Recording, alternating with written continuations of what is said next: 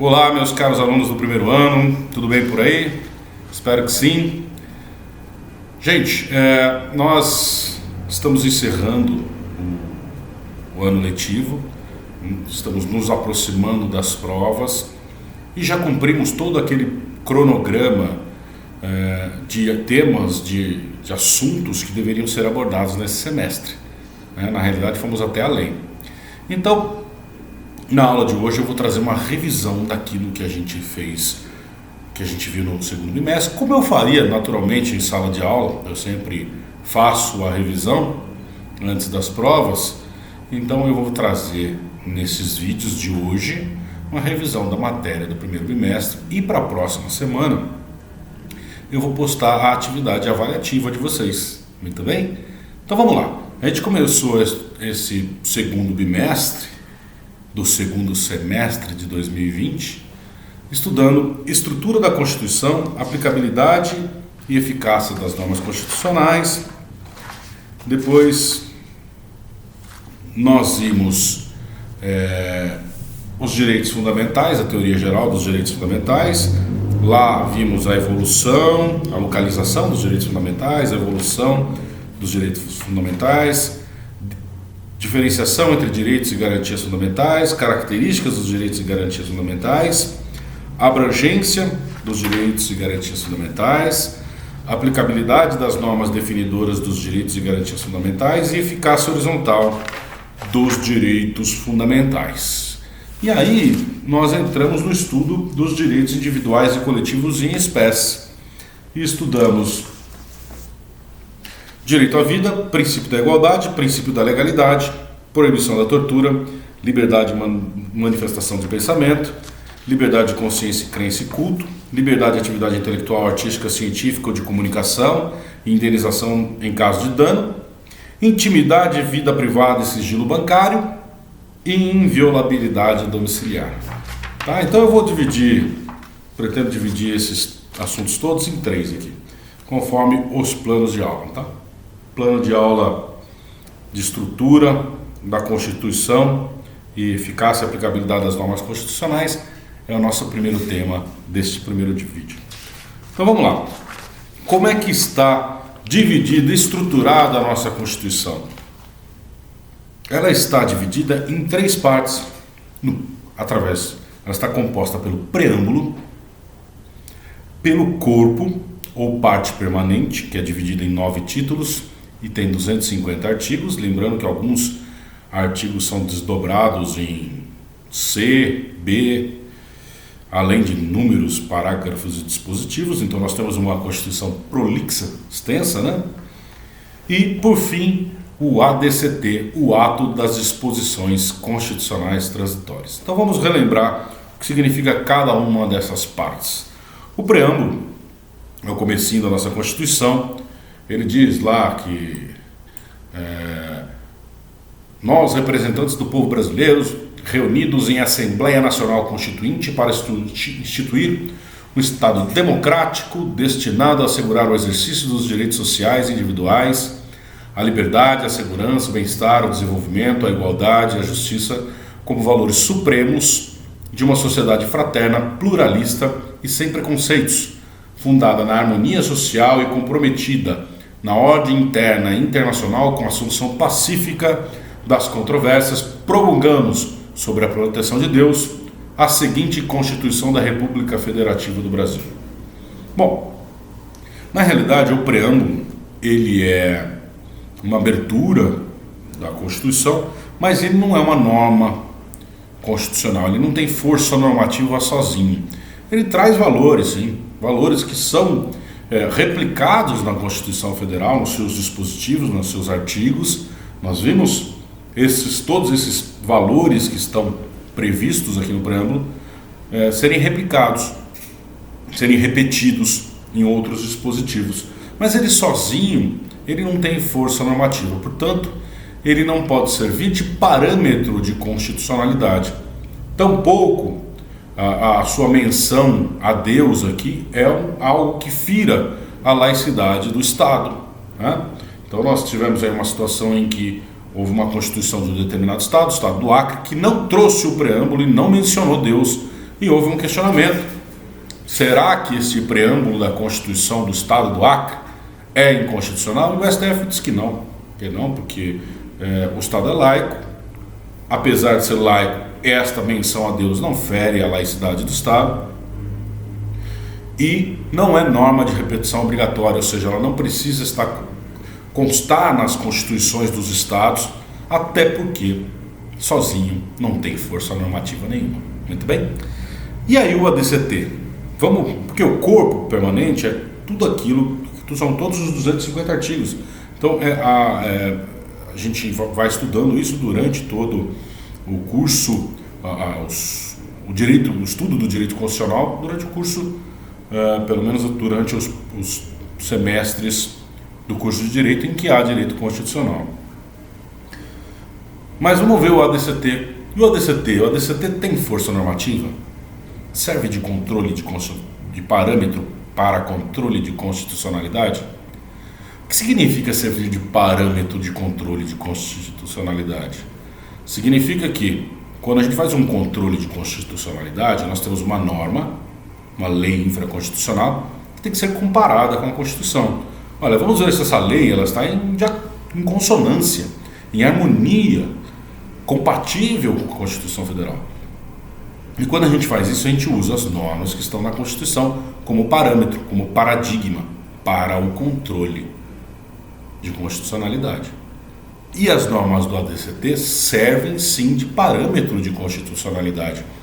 Aliás, não há hierarquia entre normas constitucionais, tampouco hierarquia entre as normas constantes do corpo, daqueles dos 250 artigos, em relação às normas que estão no ADCT. Tá? Estão todas no mesmo patamar. Muito bem? Então o ADCT traz normas de transição. Olha, professor, mas a gente estudou que o poder constituinte originário rompe com o ordenamento anterior. Rompe, de fato. Mas é comum que se tragam normas de transição para que a transição entre o ordenamento anterior e o atual, trazido pela nova Constituição, seja uma transição mais tranquila para toda a sociedade.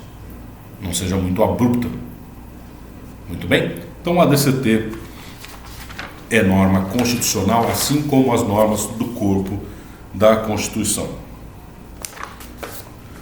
Muito bem, a gente viu o estudo da eficácia e aplicabilidade das normas constitucionais. E o Rodrigo Padilha, que é um doutrinador de direito constitucional, ele diz o seguinte: olha, eficácia é a aptidão para produzir efeitos.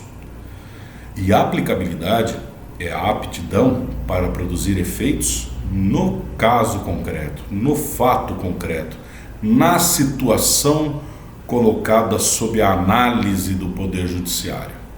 Tá? Então, eficácia é a aptidão para produzir efeitos e aplicabilidade é a possibilidade de produzir efeitos em um caso concreto, de se aplicar a norma a um caso concreto.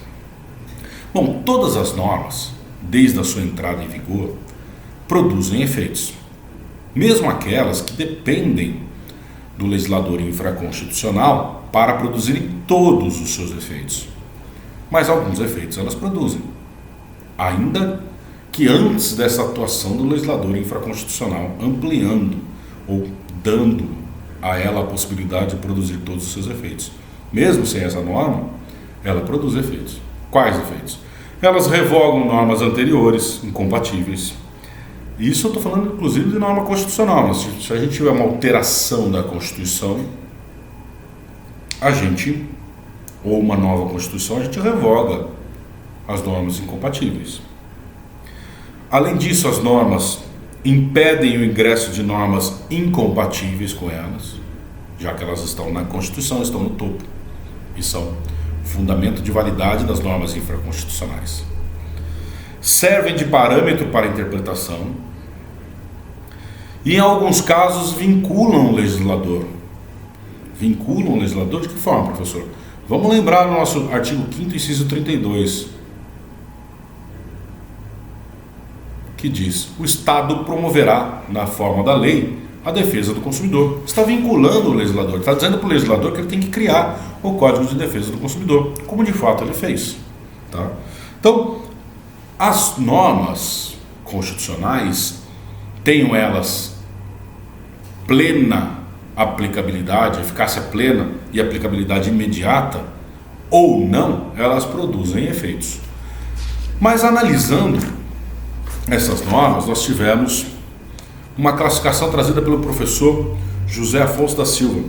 Ele partiu de um estudo do Rui Barbosa que dizia assim: normas auto-aplicáveis, normas auto-executáveis e normas não auto-executáveis. E o Rui Barbosa foi beber lá nos Estados Unidos, na doutrina americana, para estudar sobre as normas auto-executáveis e não auto-executáveis. E aí o José Afonso da Silva pegou esse conceito e trabalhou, e esmiuçou. E aí ele trouxe as classificações e divisão das normas constitucionais da seguinte forma: normas constitucionais de aplicabilidade imediata e eficácia plena. Bom, significa que ele está dizendo assim, existem normas que elas têm aplicabilidade tão logo nascem aos casos concretos e por isso mesmo tem plena eficácia. Tá? Então, por exemplo, artigo 5º, inciso 3 da Constituição: ninguém será submetido a tortura nem a tratamento desumano ou degradante. Eu não preciso de uma lei infraconstitucional para proibir a tortura. Já, o próprio inciso 3º já está proibindo. Ou o artigo 2º da Constituição, que diz o seguinte: são poderes da União independentes e harmônicos entre si, o Legislativo, o Executivo e o Judiciário. Eu não preciso de uma lei infraconstitucional para dizer que eu tenho uma tripartição das funções do poder dentro da estrutura do Estado brasileiro. Né? Muito bem. Então, tem aplicabilidade imediata e eficácia plena. Existem outras normas que têm a mesma característica. Tem aplicabilidade imediata e eficácia plena. Mas nelas está previsto que esta eficácia, esta aplicabilidade pode ser restringida. E a estas normas, o professor José Afonso da Silva dá o nome de normas constitucionais de aplicabilidade imediata e eficácia contida. O Michel Temer, ele diz o seguinte: olha, melhor seria chamá-las de eficácia restringível.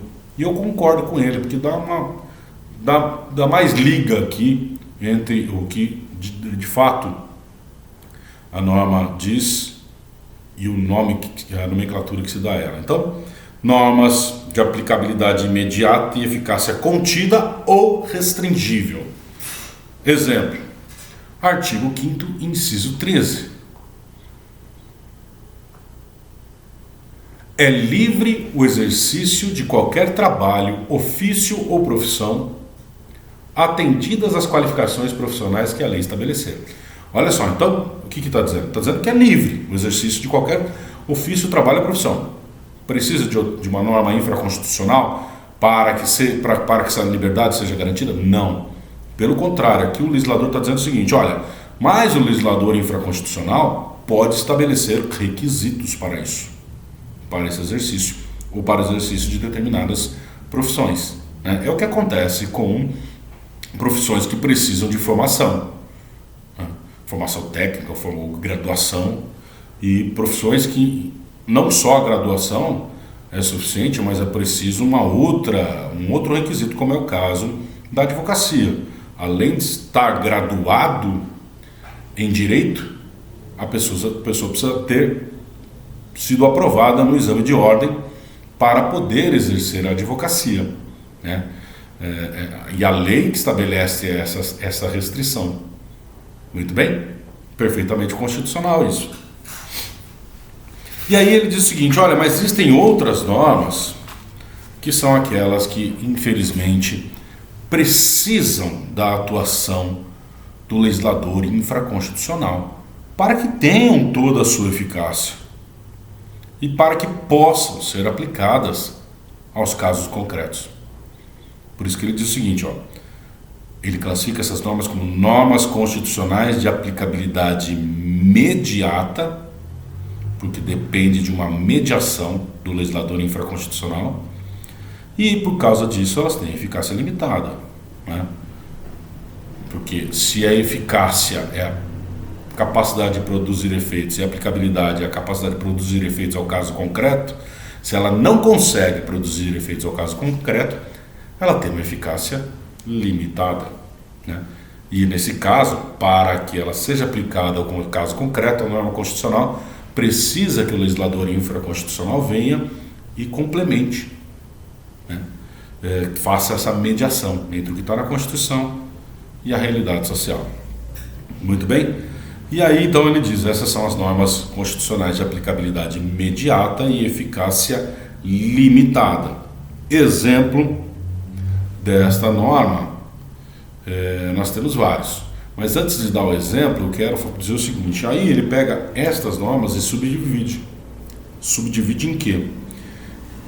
Ele diz o seguinte, olha, dentro desta classificação existem as normas declaratórias de princípios institutivos e as declaratórias de princípios programáticos.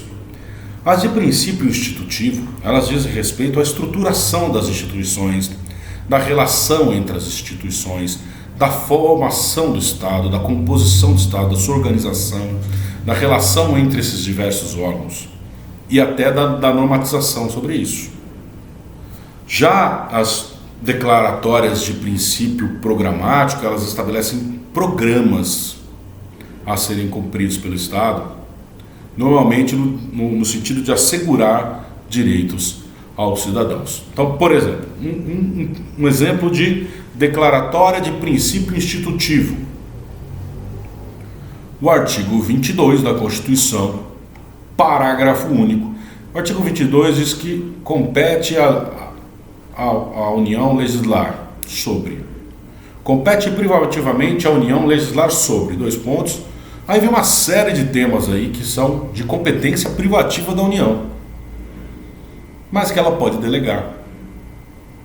Ela pode delegar aos estados, por exemplo, ou até aos municípios, conforme parágrafo único que diz o seguinte, ó.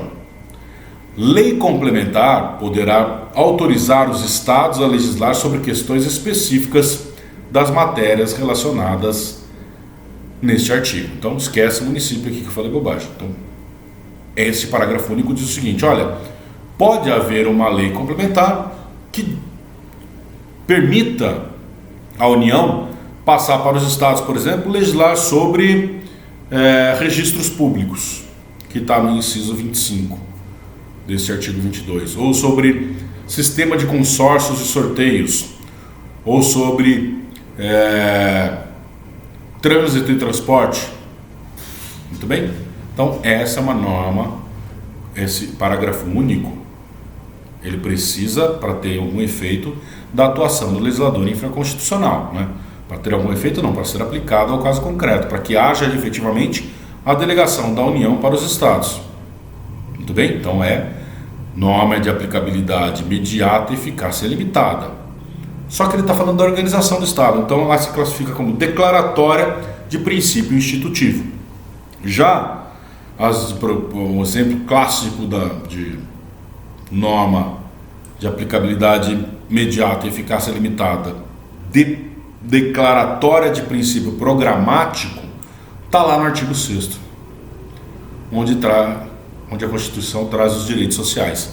São direitos sociais a educação, a saúde, a alimentação, o trabalho, a moradia, o transporte, o lazer, a segurança, a previdência social, a proteção à maternidade, à infância, assistência aos desamparados, na forma desta Constituição.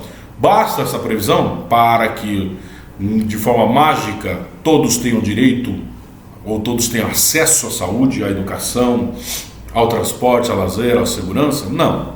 É preciso que haja uma ação efetiva do Estado. Então é preciso que haja uma mediação, né? O poder legislativo criando políticas públicas para serem executadas pelo poder executivo. Muito bem? Então aqui nós temos um exemplo de normas constitucionais de aplicabilidade imediata e eficácia limitada que são subclassificadas como declaratórias de princípios programáticos. Tá legal? Bom, Esta é a classificação do professor José Afonso da Silva, a mais bem aceita, a mais conhecida, a mais comentada por todos os doutrinadores, mas existem outras classificações. Por exemplo, a professora Maria Helena Diniz, se baseando na classificação do professor José Afonso da Silva, traz uma outra forma de classificar. Ela diz o seguinte: olha, as normas constitucionais estão classificadas em normas supereficazes ou com eficácia absoluta, normas de eficácia plena, normas de eficácia relativa restringível e normas de eficácia relativa complementável ou dependente de complementação. Tá? Então, para ela, normas supereficazes e eficácia absoluta são as cláusulas pétreas que não podem ser alteradas. Vocês já sabem da crítica que existe com relação a isso, porque o artigo 60, parágrafo 4º da Constituição, ele não diz que aquelas matérias trazidas ali não podem ser objeto de legislação infraconstitucional. Nem que não pode ser objeto de emenda à Constituição, muito menos, e também que não possa ser objeto de lei infraconstitucional. O que ele veda ali é que haja emenda, alteração da Constituição que seja tendente a abolir aqueles direitos. Então, existe uma crítica em relação a esta classificação, porque ela diz que estas normas têm uma eficácia paralisante, né? Muito bem. São intangíveis, possuem força paralisante. Aí ela também traz a classificação das normas de eficácia plena, que seriam aquelas mesmas do professor José Afonso da Silva, de eficácia plena e aplicabilidade imediata. Muito bem? Então, vou lembrar de novo aqui o artigo 5º, inciso 3, ninguém será submetido à tortura ou a tratamento desumano ou degradante. O artigo 2º, que diz que são poderes da União, o Executivo, o Legislativo e o Judiciário. E aí ela traz a terceira classificação, ela diz o seguinte: normas de eficácia relativa restringível, que corresponde àquelas de eficácia plena, de aplicabilidade imediata e eficácia contida, ou, como o professor Michel Temer prefere, de eficácia restringível. Tá? É a mesma classificação, ela só dá um nome diferente. Exemplo, artigo 5º, inciso 13. É livre o exercício de qualquer ofício, trabalho ou profissão, atendidas as qualificações que a lei exigir. Muito bem? Então, é livre, mas pode haver restrição. Então, ela chama de normas de eficácia relativa restringível. E, por fim, ela traz as normas de eficácia relativa complementável ou dependente de complementação, que são aquelas de aplicabilidade imediata e eficácia limitada do professor José Afonso. Tá? E ela também subdivide em princípio institutivo e princípio programático, da mesma forma que faz o professor José Afonso da Silva, apenas alterando suavemente o nome dado por ela nesta classificação. Por fim, os professores Celso Ribeiro Bastos e Carlos Aires Brito trazem as normas de aplicação e normas de integração. Ele diz o seguinte: normas de aplicação são aquelas de aplicabilidade imediata e eficácia plena, só que aí eles subdividem, eles dizem que umas são regulamentáveis e outras são irregulamentáveis. Ou seja, umas é possível que o legislador infraconstitucional venha e regulamente. Por exemplo, o que eu dei de exemplo para vocês do artigo 5º, inciso 3, vedação, ninguém será submetido à tortura nem a tratamento desumano ou degradante. Nós temos lei que define os crimes de tortura, nós temos lei que estabelece a política nacional de combate à tortura. Então ela é regulamentável. Mas ele diz o seguinte: olha, existem normas que são irregulamentáveis, são tão sensíveis que não pode o legislador infraconstitucional dispor sobre elas. Tá? Não estou falando de restringir direitos que já estão na Constituição. Muito bem? Eu estou falando especificamente de regulamentar, de trazer uma complementação, ainda que não seja necessária. Ele diz que tem normas que são irregulamentáveis, por causa da sua sensibilidade. E exemplo disso é o artigo 5º, inciso 9. É livre a expressão da atividade intelectual, artística, científica, de comunicação, independentemente de censura ou licença. Qualquer tentativa de regulamentação deste artigo, ou do artigo 220, que também trata da liberdade impressa, acaba de alguma forma restringindo esse direito, e isso não é possível. Então, estas normas são irregulamentáveis. Aí ele traz normas de integração complementáveis, que dependem da legislação infraconstitucional, ou restringíveis, que podem ser restringidas pelo legislador infraconstitucional. Então, no primeiro caso, complementáveis corresponde à classificação do professor José Afonso das normas de eficácia, de aplicabilidade imediata e eficácia limitada, e as restringíveis correspondem à de aplicabilidade imediata e eficácia contida, ou, como diz o Michel Temer, eficácia restringível, como o artigo 5º, inciso 13, é livre o exercício de qualquer trabalho, ofício ou profissão, atendidas as qualificações profissionais que a lei estabelecer. O que o Celso Ribeiro Bastos e o Carlos Aires Brito não trazem uma subdivisão das normas de integração complementáveis. Muito bem? E por fim mesmo, o professor Lamego Bulos, ele diz que as normas constitucionais podem ser de eficácia exaurida e aplicabilidade esgotada, pois já extinguiram a produção dos seus efeitos, como acontece com algumas normas do ADCT, segundo o professor Lamego Bulos. Muito bem, pessoal, então aqui a gente encerrou esse primeiro plano de aula do segundo bimestre, tá? E voltamos já já.